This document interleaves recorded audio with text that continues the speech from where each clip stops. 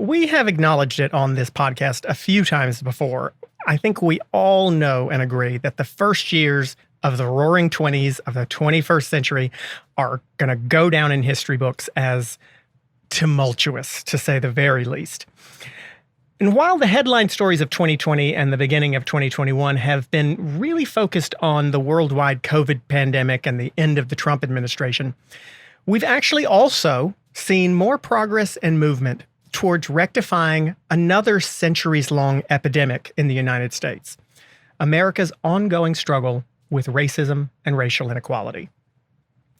You'll remember tensions reached a fever pitch in the summer of last year as protesters who were fed up with years of over-aggressive policing tactics and far too many police shootings of unarmed black men took to the streets to voice their frustrations. And for a while, it almost seemed that America might be at an inflection point and might finally be ready to have the serious conversations and make the long-needed changes to begin to address the original sin.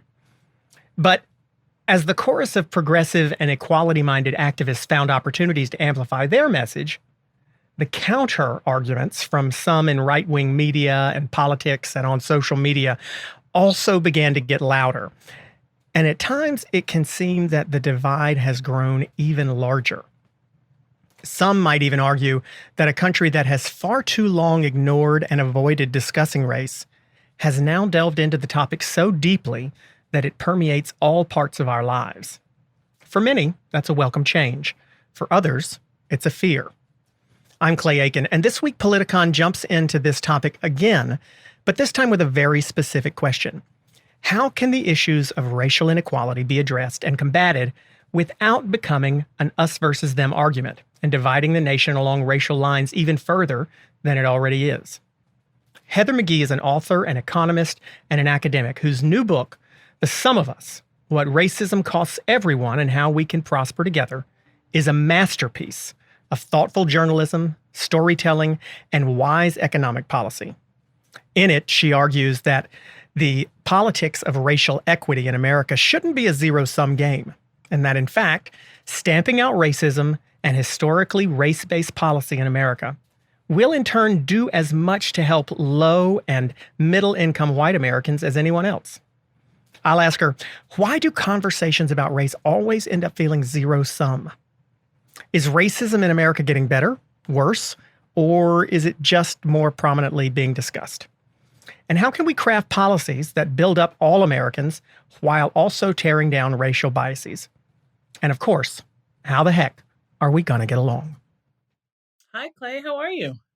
I am well. I'm kind of pumped about having you. I'm not kidding. I'm not kidding. The producers can tell you that I don't often jump on the phone and send a message and say, can we get this person? But I did with you because I read an excerpt of your book in the New York Times, I think it was, and was just so in love with it that I immediately called and said, I don't know how you're going to get in touch with her, but track her down somehow, please, because I really want to talk to her about this book and this whole, I mean, I'm just totally fascinated, and I'm so thrilled that you are here because it's sort of a fresh look at something that looking at and framing this incredibly important issue in a way that I am surprised a lot of people have not picked up on as well as you have.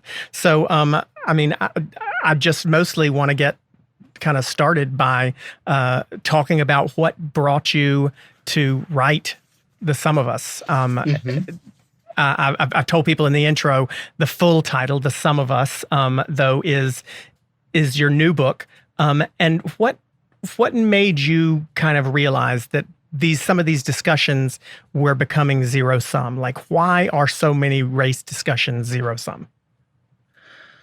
Well, first of all, Clay, it's a real pleasure to be with you in this conversation. And, I came at what ended up being a journey. I quit my job running an economic think tank that was designing and advancing solutions to economic inequality because our kind of basic formula was to do the research on the issue, show how, tens of millions of American families were struggling with some bad economic policy decision and try to convince policymakers to make better economic decisions. And increasingly, it felt like all that data and all that research about how it could be good for the economy, good for American families, was sort of falling on deaf ears.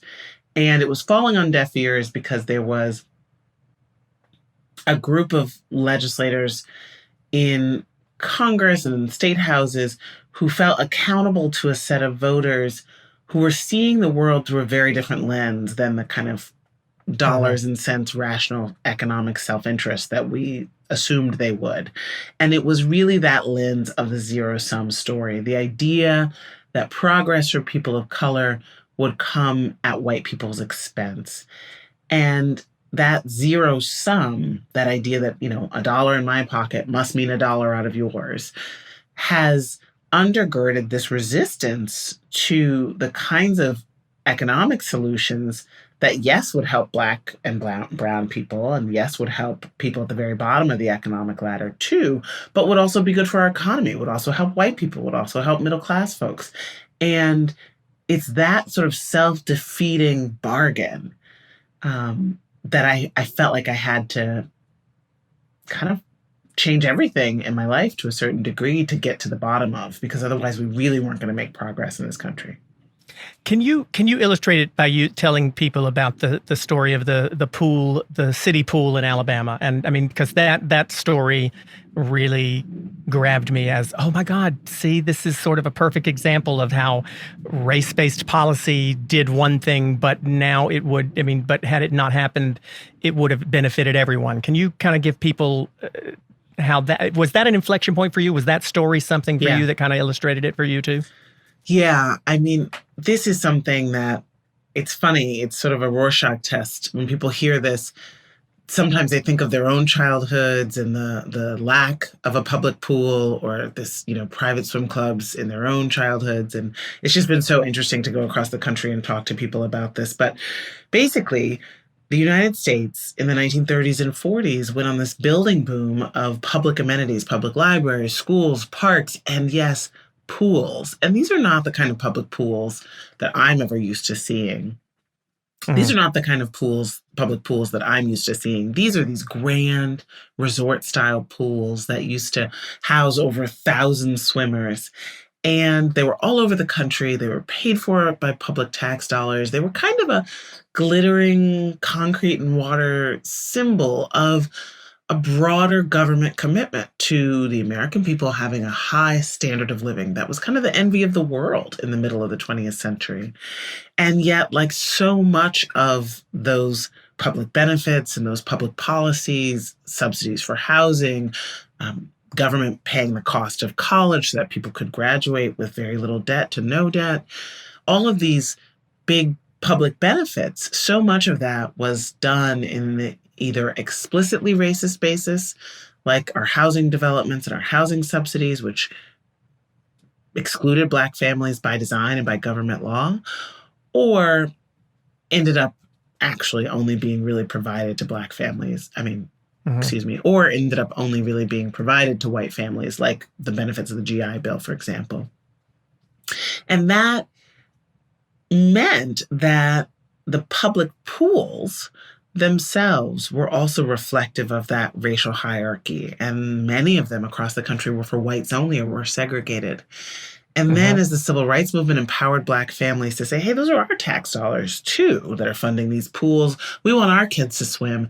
Instead of integrating the pools, many towns across the country, and this is important, Clay, not just in, the Jim Crow South.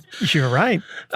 Decided to drain their public pools rather I'm not than laughing because integrate it's them. funny. I'm laughing because it's ridiculous. It's absurd, right? Yes, but it's fascinating that I didn't even think about that. But I know exactly what there are examples well beyond Alabama. But yes, keep going. Sorry. No, this is the thing. It's been so interesting to hear people say, oh, yeah, I remember, my mother used to swim in a pool, or, I talked to somebody in DC who was like, yeah, it was this weird thing where everybody went to these private swim clubs, and I didn't get why everybody went to these private swim clubs. So basically what ended up happening was that these public pools, which used to be a feature of the American landscape, many of them were drained, filled in with dirt. In Montgomery, Alabama, where I visit to walk the grounds of Oak Park, which is the central park in the city, they closed that park and the entire Montgomery Parks and Recreation Department for a decade to avoid Black people, sitting at the bingo tables at the rec center or going to feed the animals in the zoo. It's which might not have harmed the upper class white people in Montgomery because they went to the private clubs, but a whole bunch of folks who grew up in the middle class and the low class were also white, and they got screwed too. 100%. Because they had no park. Exactly. Yeah. It's what you lose as a society when you move from, generous public benefits and public amenities to saying, you know what, each individual family is on their own to pay for all of this. It's what we've done with college. It's what we've done in large degree with K through 12 after integration, with healthcare. It's what we do with, with the pandemic. It's like if you can afford to stay at home and buy your PPE and, hire your kid's former teacher to have a little pod in your backyard. Right. It's really the thing is that what used to be a public good becomes a private luxury. And so very wealthy people do fine. Honestly, upper middle class people kind of run to get it, right? And actually stretch themselves to get it, like the way that upper middle class families, move out to rich white neighborhoods in order to afford these quote unquote good school districts and end up paying, way too much and commuting for way too long and all of that. But working and middle class people of all races lose out. And that to me feels like that drained pool politics of cheering the destruction of the things that we hold in common as a people has really been the defining feature of politics in my lifetime. I was born in 1980, and the result has been more inequality and insecurity, has been a stagnant minimum wage, weakened labor unions, student debt crisis, all of these ways in which we're just not providing for the basics because our population is more diverse and the majority of white voters continue to vote against providing for those basics for everyone. Well, as you're telling this, it makes me remember one thing that I used to be very proud of my own hometown for, the Wake County schools in Raleigh, the Raleigh area, back in the late 70s, chose instead of diversifying the schools here by race and assigning kids to school to have racial equity. They chose to do it by socioeconomic status instead, so that there were never more than a certain percentage of kids on free and reduced lunch in each school, and never more than a certain number of kids with wealthy, only one working parent households in any school either. Mm-hmm. And that was exactly how schools were for my entire childhood in Wake County schools. They've since changed and don't have diverse schools as much as they should here. But that was the policy then. And interestingly, it did also help with racial balance quite a bit. Yeah. Because we know that systemically there are more people, black and brown people, who live in poverty than there should be. But it also helped with racial equality, but it took the onus off of it being about race. And it was very effective for a long time, and Wake County schools got a lot of praise for it also. But it makes me wonder, do we not talk enough about race, or do we talk too much about it? I don't think we talk about it the right way. The Wake County example that you mentioned is one in which, there's been a concerted effort by right-wing actors, including actually the Koch brothers, some of the wealthiest people on the planet, to destroy that voluntary integration system. Yeah, they did it. And, right? So it's like, wow, really, you've got all these things you could do with your time and your money. You're trying to stop little brown and black and white kids from going to school together. But, that is it, right? There is this desire to by people who benefit very much from inequality and very much from division, to sow these divisions among working and middle class people, of all races, and it does economically benefit them, because then you don't have a big cross class coalition saying, "Hey, we want to do these things." Then you don't have a big cross racial coalition saying, "Hey, we need these things in our community," and so you end up not having high enough taxes. You end up not having the kinds of public responses to public problems that are necessary. So you ask, do we talk too much about race and not enough about class? I mean, the reason why Wake County had to talk about class instead of race is that a reactionary group on the Supreme Court, really pretty shortly after Brown versus Board of Education, said, actually, we don't really mean it. We don't really mean integrating and really dealing with what it would take to do that. And in fact, we should actually be colorblind, meaning that we're going to treat efforts to denigrate and degrade and deny opportunities to Black and brown children by recognizing their race as morally and legally equivalent to efforts to create diversity and integrity, right? Which is itself sort of a crazy thing that happened in our court system with this colorblind ideology. And it's really held back progress. Today, the share of Black and brown students in selective colleges is actually less than it was 30 years ago. And yet you still have legacy students and faculty students, having their thumbs on the scale. And so we're really, I think, at a place where we need to have a smarter conversation about race that incorporates class. And that's what I try to do in the Sum of Us. I try to say that since the beginning, racism has really been inextricable from greed. That the way we got this zero-sum worldview, this idea that out of our entire people here in this society, there are opposing teams, and you're kind of rung on the ladder of human value is dependent on somebody else being one rung below you, was itself a tool of the ruling elite, a tool of really the worst elements of American society, the colonialist, the genocidal, slaveholders. I mean, really just the people for whom having, white indentured servants feel like they were better than Black enslaved Africans and indigenous, people was really important to maintaining white power over Black and brown people.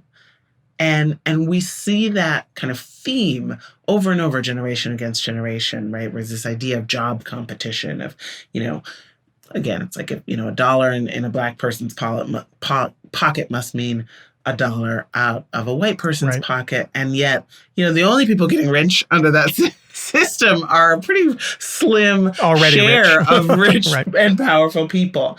So I think we need to talk about racism, as I say in the subtitle of my book, and the costs to everyone. We need to zoom out the aperture and say, this is a silly old belief that has only ever benefited a very narrow segment of our population.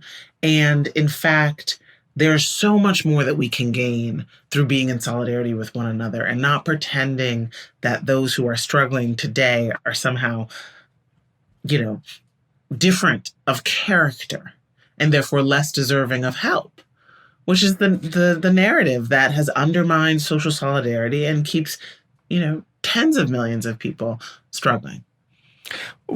Do you think that the word racism or racist turns people's ears off? There was a book written a few years back by Mary Catherine Ham called End of Discussion.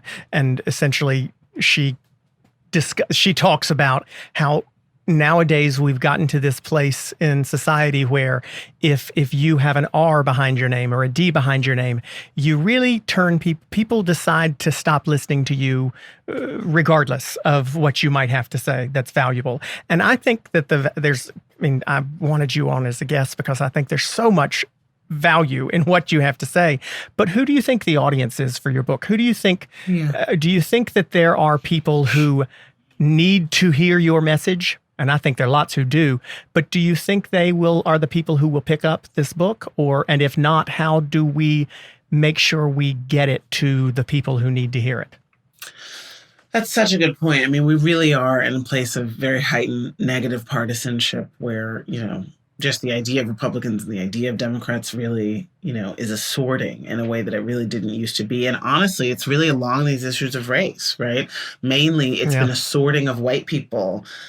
Sort of like if you came to the Obama coalition as a white person to become a Democrat, you had different racial attitudes than people who stayed outside, right? And so, and in a larger sense, the majority of white people haven't voted for a Democrat for president since Lyndon Johnson signed the Civil Rights and Voting Rights Acts, right? But North Carolina and Indiana, went for Barack Obama in 2008. That's right. Rare moment of pride in my state. And states like Michigan and Wisconsin weren't competitive in 2008 and 2012.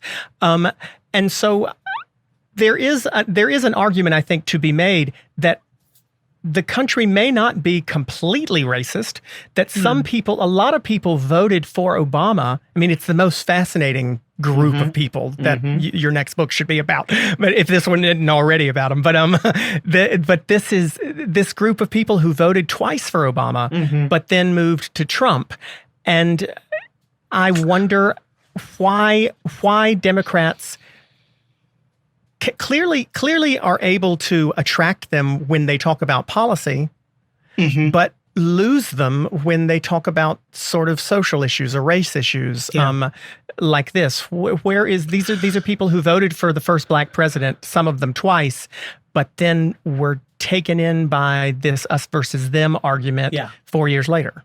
Yeah, I think a couple of things help explain that. One, the right-wing message about race got really loud and really clear in that us versus them in the Obama era, right? So it was, if you look at what Fox News was talking about when George W. Bush was president, it wasn't always about race at all. It was about terrorism. It was about taxes, and yet then, more and more in the latter part of the Obama era, you had the Tea Party coming in, you had the funding of that kind of right-wing infrastructure, and they figured out, okay, this is the formula. It's hate the government because it coddles white people, because it coddles people of color, and trust the market. And then you had just a real stereo blast of that. And then you had Donald Trump come in and put that message on steroids. And so I do think, one of the lessons for me in the research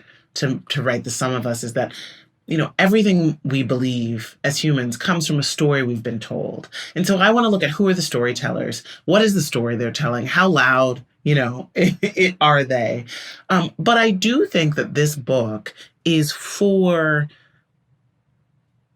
honestly, almost everyone. I talked to somebody the other day. They said, my black coworker, it was a white woman. She said, my black coworker gave me this book, and now I'm going to give it to my racist uncle. And I'm like, yes, that's good. What I want, right? Listen, I agree with you that it's for everyone, and I've said it before. I'll say it again. I'll keep you remind me a lot of in some ways Reverend Barber. And the fact that his Poor People's Campaign, he's been on the podcast, and he kind of tries to get people to focus on the fact that so many of these things that we're fighting for help everyone. I mean, I ran for Congress in a very, very, very, very, very red district in North Carolina. I knew that it was red when I got into it, but it was quite rural. It had a little bit of suburbia in it, but it was mostly rural. And I'd be out in Bear Creek, Chatham County, which, is not a wealthy area in North Carolina, very impoverished, almost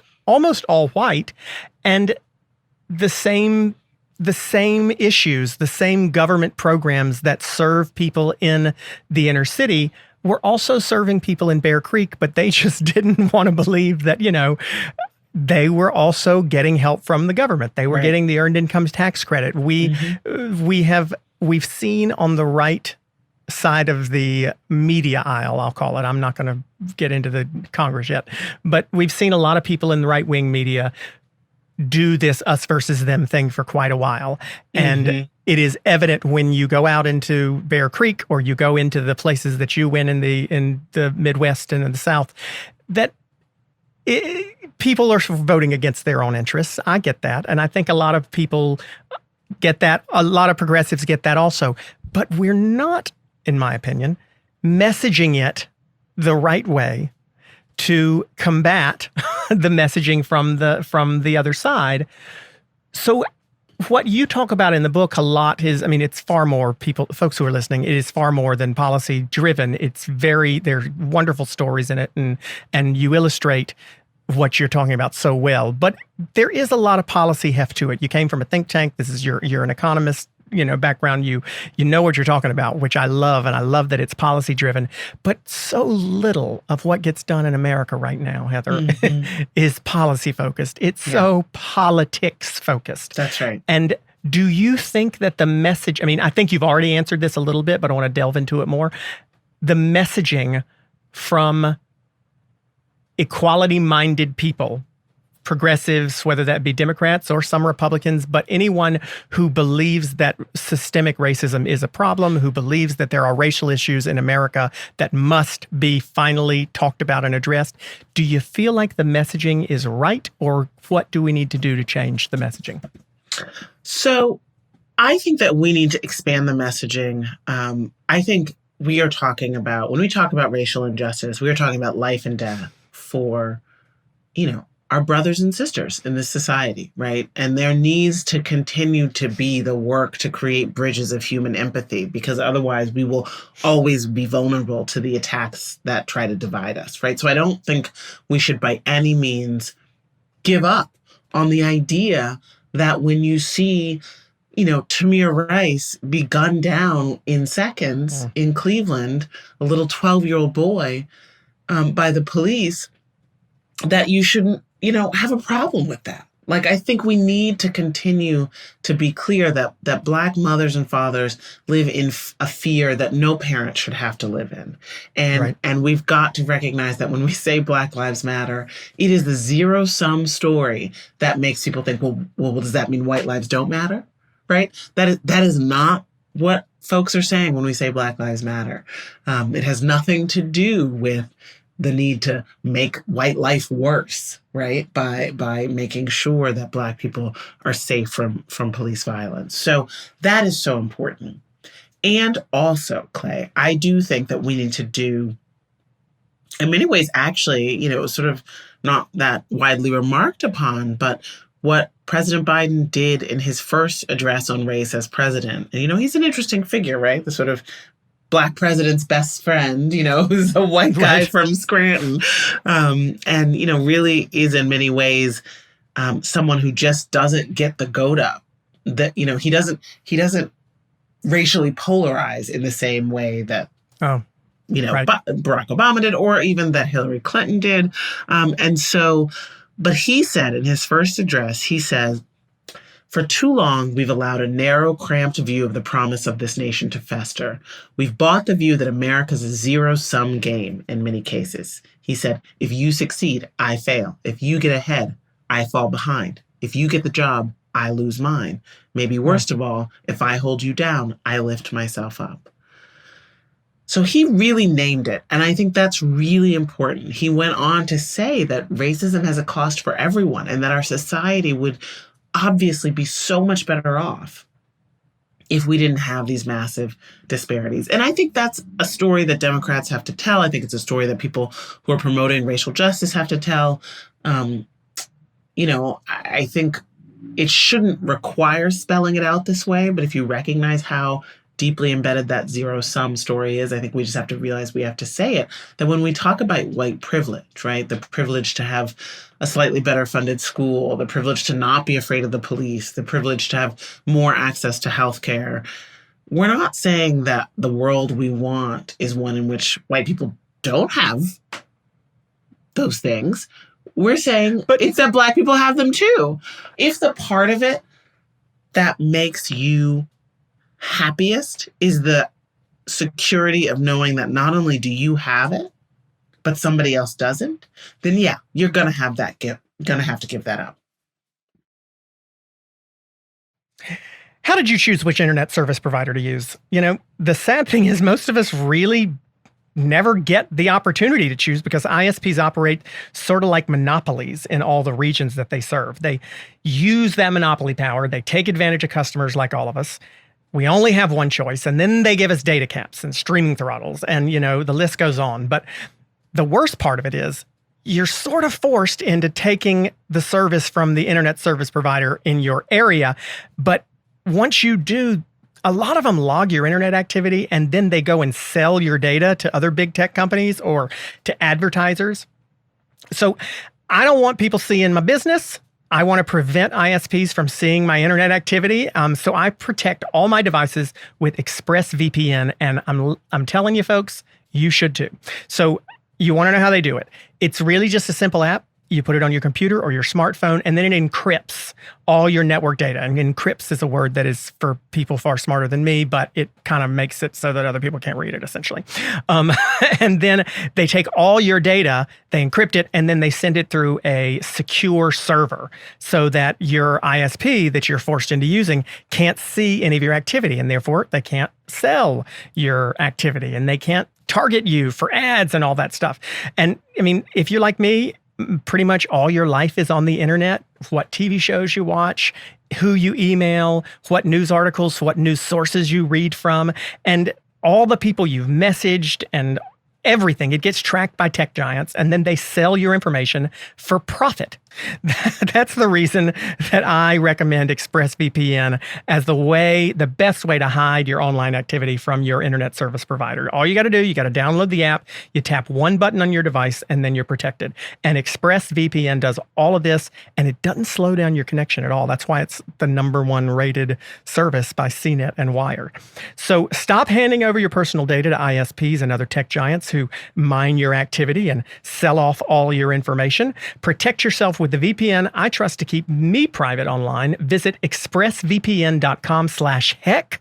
That's expressvpn.com/heck to get 3 extra months for free. Go to expressvpn.com/heck right now to learn more, or look for the link in our show notes.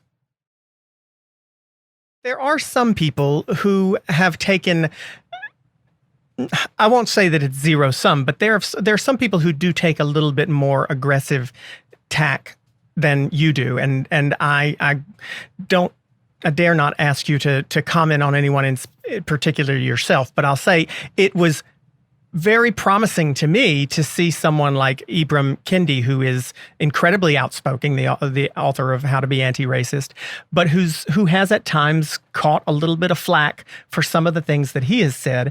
I think one of them was the only way to stop future to atone for past discrimination is with present discrimination. The only way to get rid of present discrimination is with future discrimination. And who has, I'm not completely in love with some of those statements at least, but he said your book is the one he was waiting for. So in a way, you're able to kind of bridge a little bit of a divide between people who have a little bit more aggressive tactics when it comes to this race issue and reaching out to the other side. I mean, do you consider yourself a conciliator in any way, or do you? I don't think that your ideas are outside of the mainstream. I think they're just looking at what should be done with much clearer eyes.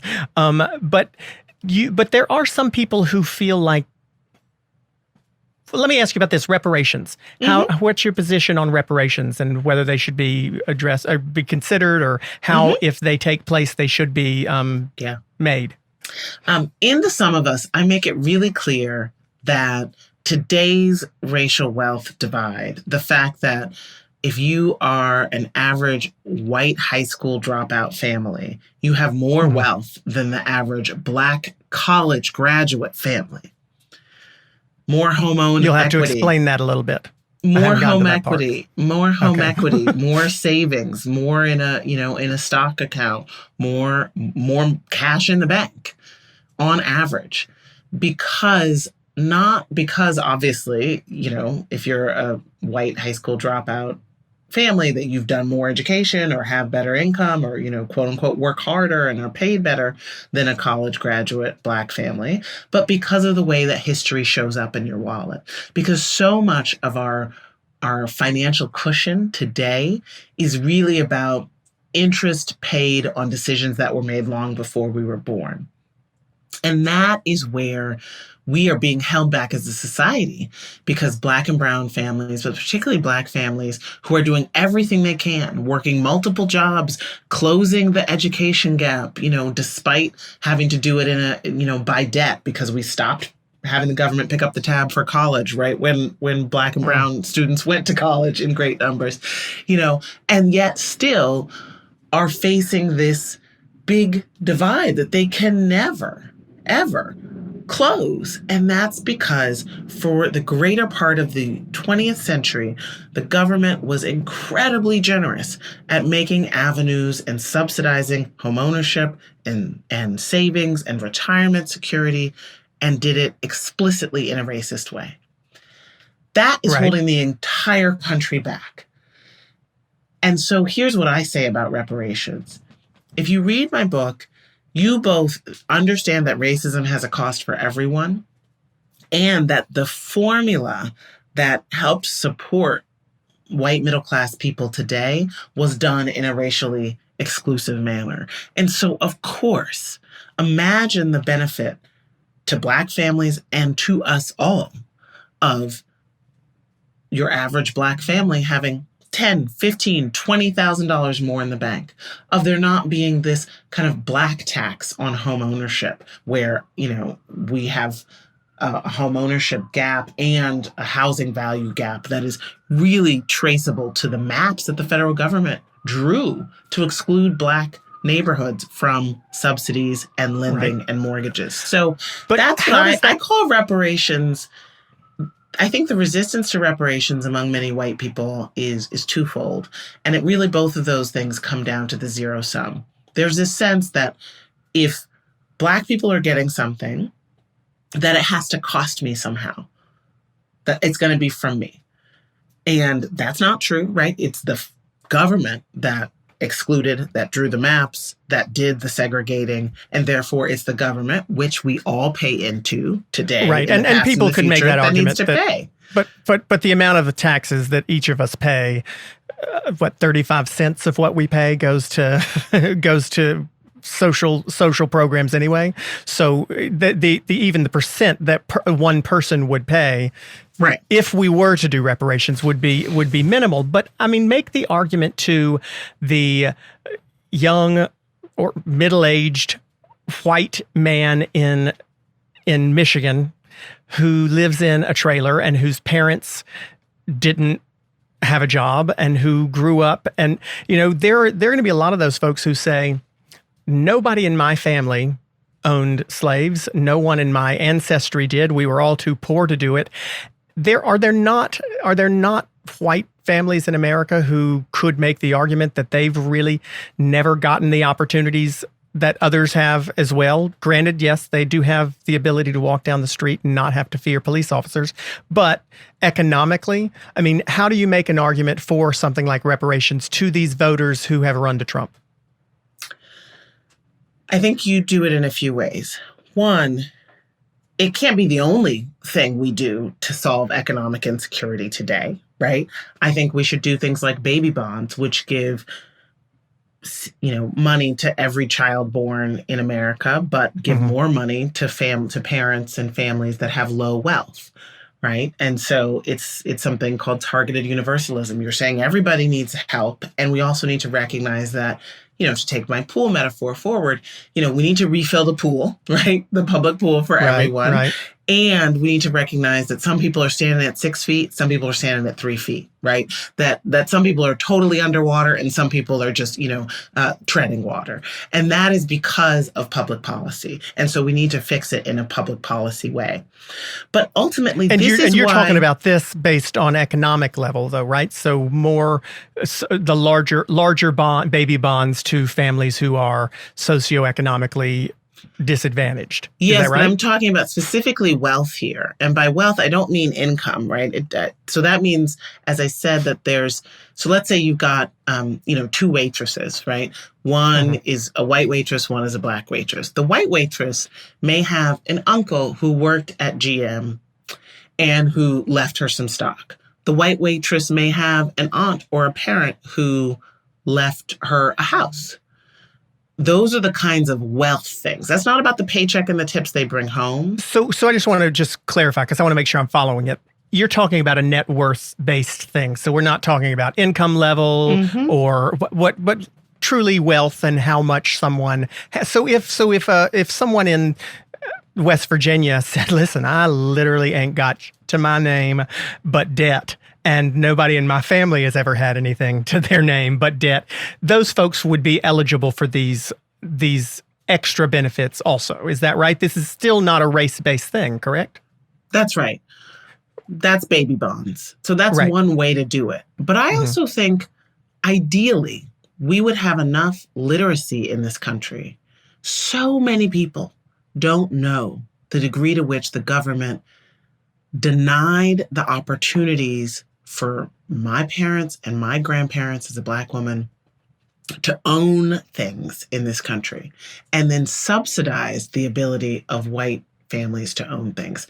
And as a country, I'm fine with a class-based approach that recognizes net worth, because that's really, as I said, where history shows up in your wallet. And because of this, you end up getting at, the 13-to-1 racial wealth gap, net worth gap between Black and white families.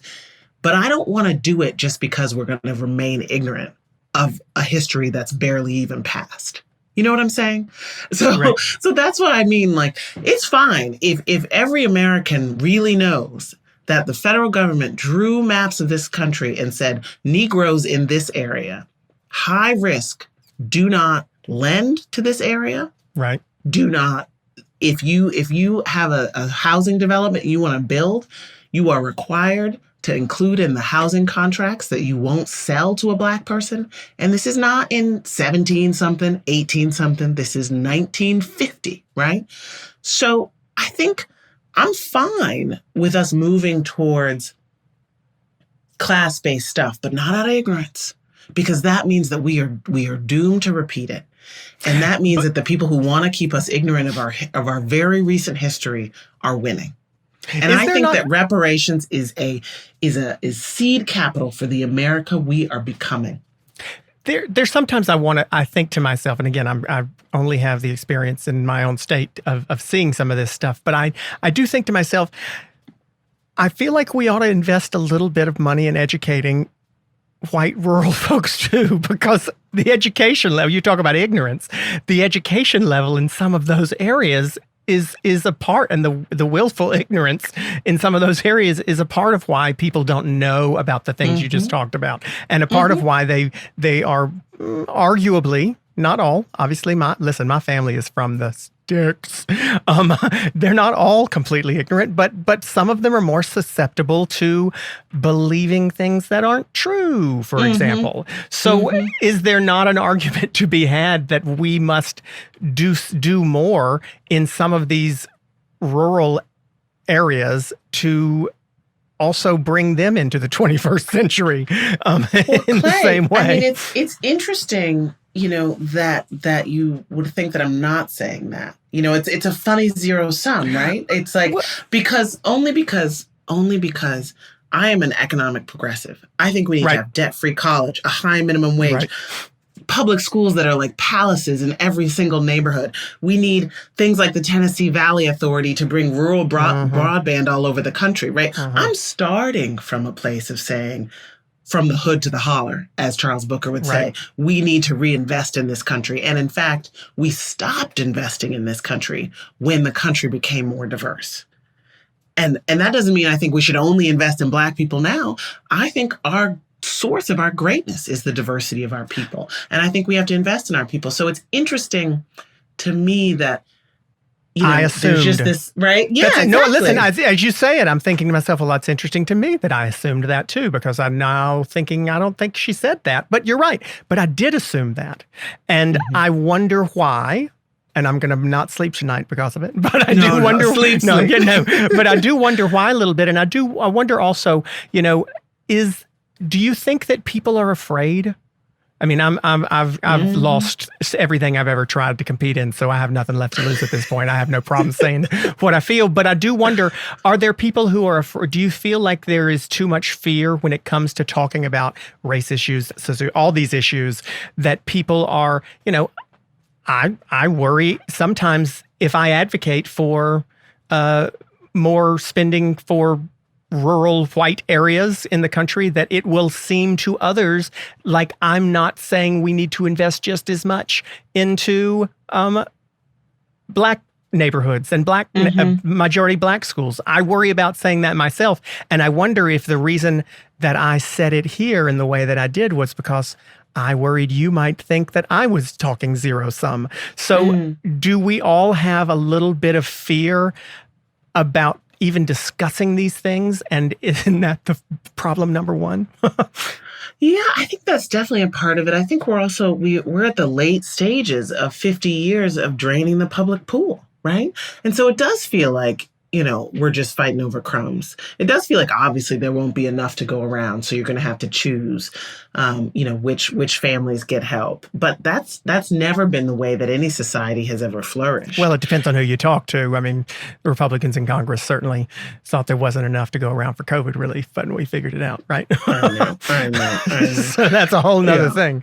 But I think, Clay, you're right, though, that there is something, I think there is a fear. I think, when I started the journey and I identified, there's this zero sum, the sociologists who did the research on this, the social scientists who did the research on this, they showed that zero sum worldview is much more prevalent among white folks than black folks. Yeah, oh, yeah. And I think there's a fear, right, that. Well, listen, black folks know that the whole world has been geared towards white folks for centuries, and they don't have any expectation that anybody's going to take any shit away from us, so they know. So it's not zero sum for black people, because they know we ain't never going to take it. The white privilege is not going away. People can talk about it, but nobody's willing to give it up necessarily. That's not going to happen. So white people are threatened. Some white people are certainly threatened by this idea that, money is going to black people in the inner city and not out here to my trailer park, when, ironically, they don't realize that earned income tax credit, you got it too, Yeah. So I do wonder if there is a fear amongst white folks in the Midwest and the South. I tell you what fascinates me a lot, and I wonder if you have a thought on it. I think I worry as a progressive myself, and an economic progressive for sure, that sometimes my party, I don't know what party you belong to or feel belong to, but my party, the Democrats, sometimes forget that if we don't make sure that, unfortunately, in the human race, in order to make progress, you have to have you can have everyone in the minority, but you have to have some in the majority have the good common sense and decency and empathy, to use a word used earlier, to understand that everyone deserves equal rights and everyone deserves human rights. And I wonder sometimes if the Democrats have forgotten that a little bit, because I look at a place like Mississippi, where the demographics are stark in the sense that it's the closest state in America to being half white and half black. It's a 40% black state, and yet it's still the reddest state in America. And I wonder how many white people in Mississippi vote for Democrats. Is it simply is Mississippi a sign of where we may end up being if we don't learn how to speak to Midwestern Obama voters again like we used to? the Tom Dashiells of South Dakota, the Dick Gephardts of Missouri, states where, Democrats and progressive ideas, equality-minded ideas, lifting people from the bottom up, rising tide lifts all boats sort of mentality, used to have a lot more diversity in our tent. And now it has less, especially in the Midwest and in places like Mississippi, where the Democrat Party has become majority minority almost.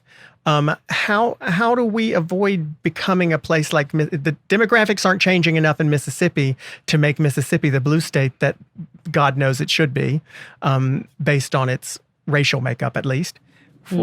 How do we prevent ourselves from getting the parties to a place where they are racially divided too? Yeah, I mean, it's such a good question. I think there's a couple of things. I think there's ultimately the responsibility for really figuring that out is less with the, Black Democratic councilmen from, Jackson, Mississippi, and more with white voters in Mississippi who need to figure out, how deep does the zero sum run? How threatened am I by the idea but don't we need to help of sharing teach them political power? Yes. Yes, I ain't got the patience. Obviously, I wouldn't have written this book. I was about to say, I ain't got the patience to wait for them to learn on their own. Damn it! So yes, there's certainly a teaching. I guess I just I want to share some responsibility for the shift. Oh yeah, you know what I mean? Like it's not so much about what Black Democrats have done wrong. I do too. No, I don't even think it's about what Black Democrats have done wrong. I would actually don't think that's the case at all. I think sometimes young Democrats of all races might be, I was talking to a friend. I'm totally getting casual and going off script here. It's okay. But I was talking to a friend the other day about how I look on my Facebook page and I think about, we all know no child is born racist, right? And kids aren't. They develop it later. But it fascinates me and breaks my heart to see people who I went to high school with, who I had no reason to believe when I was in high school had any racial animosity whatsoever, who, their friend groups were very diverse and everybody slept over at each other's house and went to prom together and all that stuff, completely diverse friend groups. But I look at some of those same people now and the things that they say on Facebook and post on Facebook, white friends it breaks my heart because I think what happened in the last 20 years to make these folks have so much resentment. I mean, it is resentment. But what happened in 20 years to have you go from being incredibly inclusive to now feeling that you're going to be canceled? And I mean, that worries me as a liberal that wants progress to be made, because I think, how do we when's is the next person we cancel going to be the last ally that was left? I mean, how do we keep from losing some of these people who I don't think we lost before? We had lost before. Well, I think a huge part of that is the Fox News effect, right? There's a new identity, right? There's just a new coherent story, and it sings a great song, and it's consistent. It's got the same melody. It sticks in your head, and the data shows that listening to right-wing narratives on the media makes you. It's so much more powerful. It's way more powerful than MSNBC or CNN, right? It's just a whole nother drug, right? So that's a huge piece of it that I think we have to deal with, in terms of media reform and all that. We can't have, disinformation and hate for profit as, the major force in our media and have a multiracial democracy. I just don't see how it's compatible in the long run. Now, I also think what's happened in the last 20 years is we've lost tens of thousands of factories, is student debt has mushroomed, is the minimum wage hasn't been raised. God, I love These you. Things, right? I love that you bring it back to policy. I know, I love that. I love that you bring it back to policy. But keep going. It is true that if you stop seeing the American dream as possible, you have to figure out who took it from you.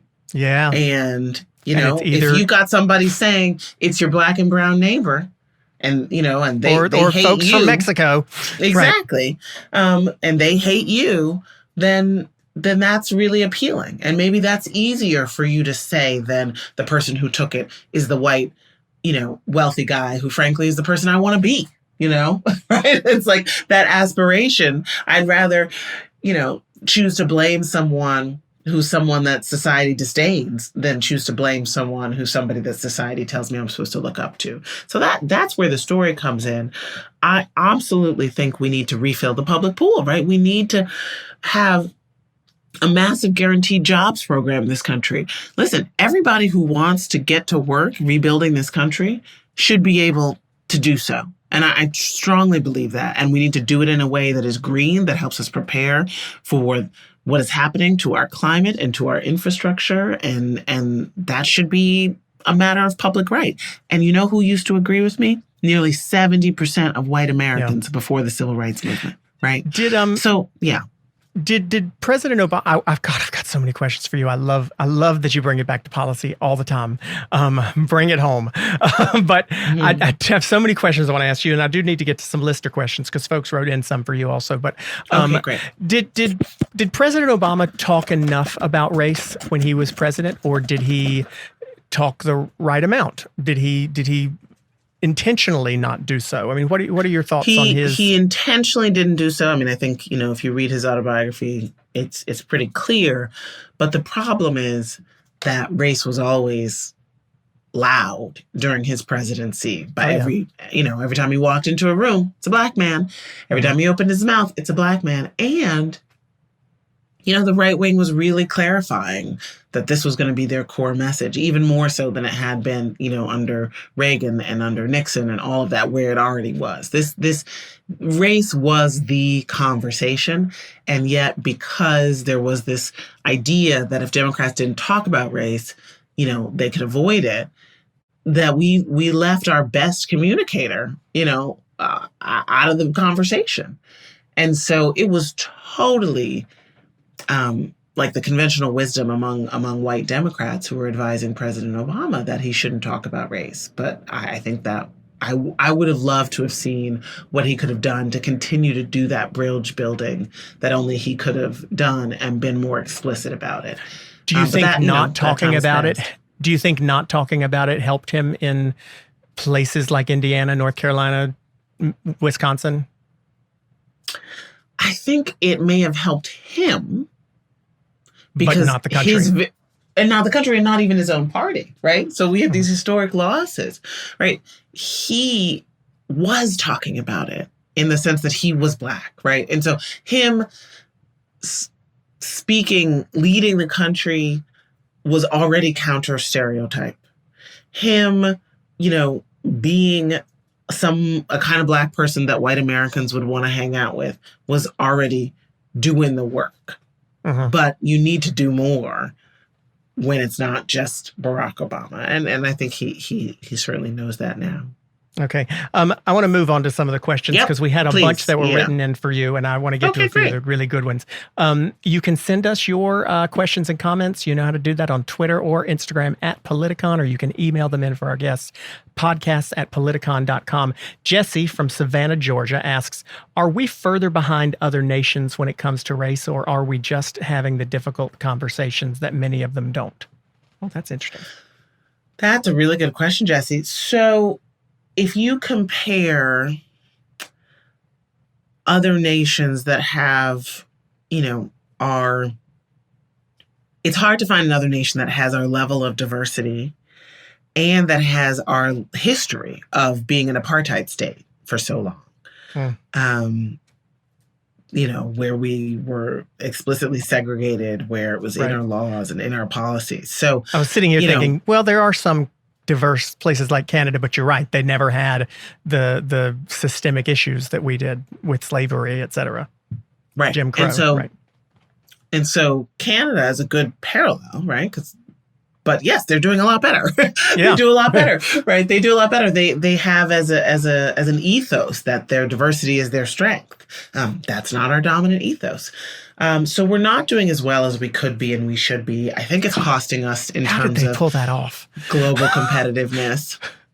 How did they pull that off? They just didn't have the economic interest in slavery that we had. And so they didn't have the cultures and the laws and the beliefs that grew up to defend it by promoting a hierarchy of human value. Gosh, that's so telling and true. Mary, wait, is that Mary? Mary from Phoenix, Arizona asks, do we need a new cultural, gosh, so I can't even read today. Mary from Phoenix asks, do we need a new national culture to separate us from the more diabolical yet distant parts of our past? I think so. I think that, in the Sum of Us, I end on a very hopeful note, talking about these solidarity dividends that I think we can unlock by working together across lines of race for the things that we all need. And I talk about a process called truth, racial healing, and transformation that local communities are doing all across the country. I spotlight Dallas, but there are so many others, to bring together stakeholders to say, what would it look like if we really jettisoned this idea, this belief in a hierarchy of human value? If we really said, you know what, that's not what we believe anymore. We truly believe that we are all equal. What would it look like? I think we need to start asking that question. I think we need to enroll our communities in visioning processes around that. But we've got to let go of the resentment. We've also got to, as I think you were pushing to have me say, Clay, I do think we need to have, the racial justice community needs to project a vision of a future that includes everybody. Because if we don't explicitly say that, then the zero-sum story would have white people get very defensive about what demographic change means for them. We got a whole bunch of good ones, so I'm going to do two more. And I'll instead of three. Ava from Seattle, Washington. Who are the current leaders with the credibility to unite people of all colors around economic justice? Well, I think some of the current leaders in this country are actually grassroots organizers. They're workers who have been organizing for $15 an hour. They are people who organize to get health care for, working class folks on the ballot in Maine over the veto of their Republican governor. They're policy people, not showboats. Is what you're saying. They're people who really doing work. Organizers. They're organizers who are trying to make life better for themselves, their families, and their communities. I think we saw a flourishing of organizing activity in the past number of years. And I think that's been beautiful. It's made so many more leaders. And I think these are often people who are not paid to do the work. They're just people who said, you know what, we need to make our lives better. And so I'm going to roll up my sleeves and link arms across race. That's who I came away from my journey to write The Sum of Us being really inspired by. I love people who actually want to make a change instead of just saying they do or pretending or doing something superficial. So I'll agree with that. Last one, Warren from Dallas, Texas asks, which has to come first? Trust in our politicians or trust in the government? Trust in the government. Trust in the government, because there's so much that the government does that is not about, politicians politicking, right? Our public schools, our public libraries, our water systems, our roads and bridges, transit, our electric grid, right? We've got to trust in the idea that there are some things that we need to do together that we simply can't do alone. And then once we trust in basically each other, which is what government is, then I think we need to be holding politicians accountable for their ability to deliver on that. So yes, we need to trust in government first and not elect politicians who hate government to run the government. I can co-sign that one too. Anybody who has listened to this show with any regularity over the past year knows that there's one thing that I get that frustrates me more than well, I probably get frustrated more than I should. But one thing really frustrates me is when people, politicians, people who've come on the show, people in the news media, anywhere in life, even in my own personal life, identify the problem and bitch about the problem and complain about the problem and blame others for the problem and constantly talk about what the problem, but don't give a solution. And if you're listening right now, Heather gives us a solution. It may not be the right one, but it's a damn good one. And I think it's a great one. I think it's the right one. And I love that about your book and about what you're doing and what you're talking about. It's called The Sum of Us: What Racism Costs Everyone and How We Can Prosper Together. It's not just similar to our mission here on this show. And how the heck can we get along? But it's an answer. And we've talked so much about this issue over the past year, especially since last summer.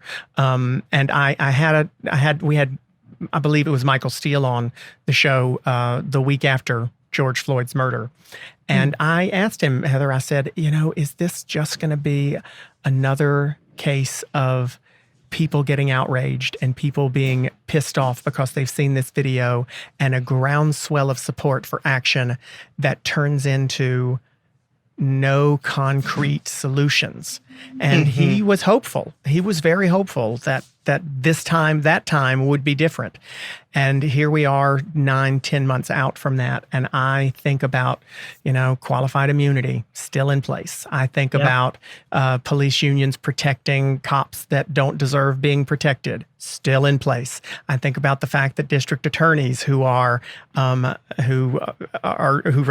the police officers are the ones who have to prosecute the same police officers, still in place. Now, we took down a lot of Confederate statues. I live in North Carolina. We had plenty ourselves. I didn't necessarily need to see that shit in my city. I didn't think it was necessary. I don't really have time for it.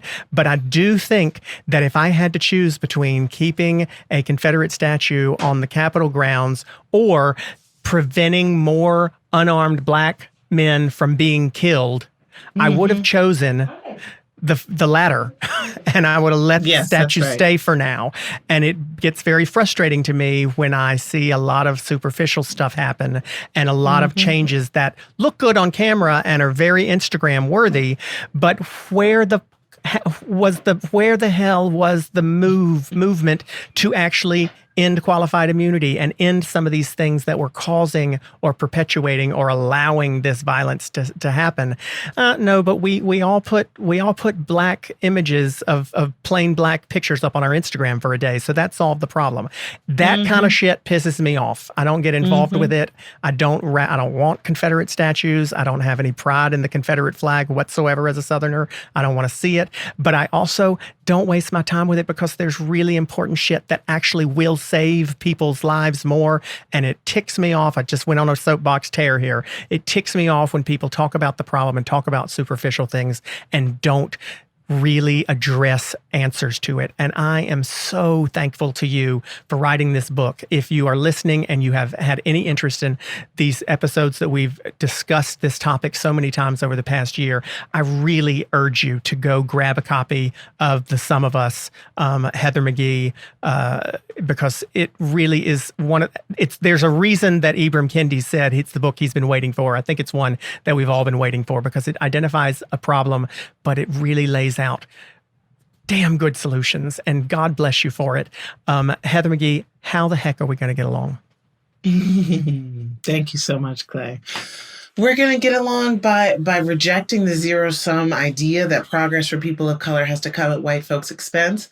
We're going to get along by recognizing that ultimately it's pretty much the same things that drives all of us. We want to provide for our families. We want to meet our needs and have a shot at fulfilling our dreams. And basically the same kinds of solutions, different levels maybe, because of past injustice that is showing up in our wallets today, would work for all of us. As I said, we need to refill the public pool. We need to pay for college with the government, just like we did back in the day. We need to have a higher minimum wage. People need to be able to organize freely into unions to be able to bargain with their employers. We need a lot more housing. We need more childcare. We need the big things that keep working families up at night. We need to recognize that we're all being kept up by those big things, and that it's only the lie of the racial zero sum that is stopping us from making the kinds of coalitions that we need to deliver all those gains for all of us.